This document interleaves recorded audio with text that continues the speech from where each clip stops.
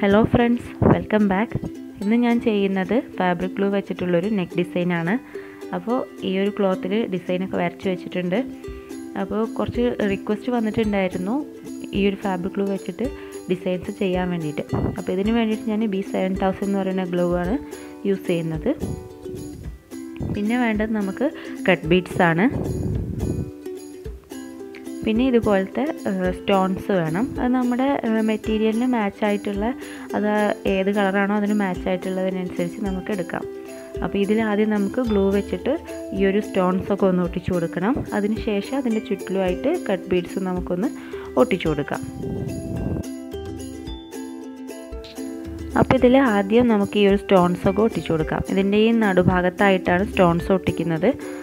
അപ്പോൾ ഇത് നമുക്ക് ക്ലോത്തിൽ നേരെ അപ്ലൈ ചെയ്യാതെ ഈ ഒരു സ്റ്റോണിൻ്റെ അടിഭാഗത്തായിട്ട് അപ്ലൈ ചെയ്തിട്ട് വെക്കുന്നതായിരിക്കും നല്ലത്. പിന്നെ ഈ ഗ്ലൂ എന്താണെന്ന് വെച്ചാൽ പെട്ടെന്ന് തന്നെ ഡ്രൈ ആയി പോകും. അതുകൊണ്ട് നമ്മളത് എടുക്കുന്ന ആ ഒരു ടൈമിൽ തന്നെ അത് അടച്ചു വെക്കുകയും ചെയ്യണം.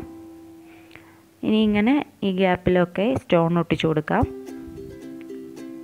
നമുക്ക് ഡ്രൈ ആവാൻ ഒരുപാട് ടൈം എടുക്കൊന്നുമില്ല, ഉടനെ തന്നെ അത് ഡ്രൈ ആവും കേട്ടോ. ഇങ്ങനെ നമുക്ക് മുഴുവൻ സ്റ്റോൺസും ഒട്ടിച്ചു കൊടുക്കാം.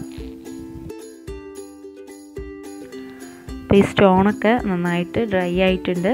ഇനി അതിൻ്റെ ചുറ്റിലും കട്ട് ബീഡ്സ് ഓരോന്നായിട്ട് ഒട്ടിച്ചു കൊടുക്കണം. അപ്പോൾ ഇതിനു മുമ്പ് ഞാൻ ഇതേപോലെ ഫാബ്രിക് ഗ്ലൂ വെച്ചിട്ടുള്ള ഡിസൈൻ ചെയ്തപ്പോൾ അതിൽ ഒരുപാട് പേര് കമൻസിൽ ചോദിച്ചിട്ടുണ്ടായിരുന്നു ഇത് വാഷ് ചെയ്താൽ പെട്ടെന്ന് തന്നെ പോവുമെന്ന്. അപ്പോൾ ഇങ്ങനെയുള്ള ഡിസൈൻസ് ചെയ്യുന്ന ഡ്രസ്സൊക്കെ നമ്മൾ എല്ലാ യൂസിനും വാഷ് ചെയ്യാറില്ല. അതൊരുപാട് മുഷിഞ്ഞു പോകുമ്പോൾ മാത്രമേ നമ്മളങ്ങനെ വാഷ് ചെയ്യുള്ളൂ. അല്ലെങ്കിൽ നമുക്ക് ജസ്റ്റ് ഒന്ന് വെള്ളത്തിൽ മുക്കിയെടുത്താലും മതിയാവും. ഇങ്ങനെ ഇതിൽ ഗ്ലൂ അപ്ലൈ ചെയ്തിട്ട് അതിലിങ്ങനെ ഒന്ന് പറ്റിച്ചു കൊടുക്കുക. പിന്നെ ജസ്റ്റ് ഒന്ന് ഈ ഒരു മെറ്റീരിയൽ ഇങ്ങനെ തട്ടി കൊടുക്കുമ്പോൾ അവിടെ ഒട്ടാത്ത ബീഡ്സൊക്കെ ഉണ്ടെങ്കിൽ അതൊന്ന് ഇളകിപ്പോരും. ഇനി നമുക്ക് എവിടെയൊക്കെയാണോ ആദ്യം ആ ഒരു ലൈൻസിൽ ഗ്ലൂ അപ്ലൈ ചെയ്യുക. അതിനുശേഷം അതിൻ്റെ ഉൾഭാഗത്തും ഇതേപോലെ ഓരോ സ്പോട്ടായിട്ട് കൊടുത്തിട്ട് അതിൽ ബീഡ്സ് വെച്ച് കൊടുക്കാം.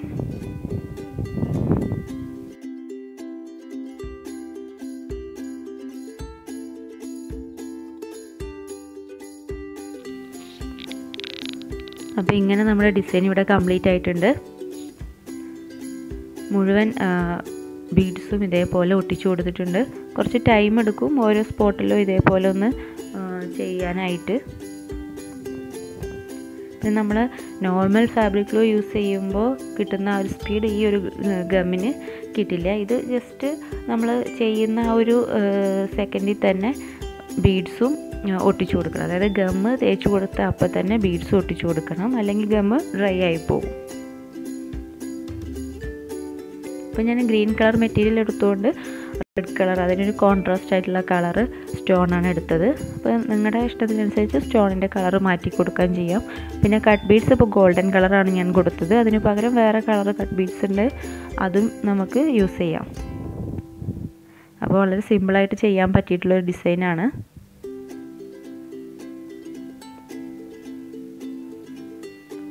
ഈ വീഡിയോ ഇഷ്ടമായെങ്കിൽ എല്ലാവരും ലൈക്ക് ചെയ്യുക, ഷെയർ ചെയ്യുക, പിന്നെ നിങ്ങളുടെ കമൻസൊക്കെ അറിയിക്കുക. അതുപോലെ തന്നെ ചാനൽ ഇതുവരെ സബ്സ്ക്രൈബ് ചെയ്യാത്തവരുണ്ടെങ്കിൽ സബ്സ്ക്രൈബ് ചെയ്യുക. Thank you.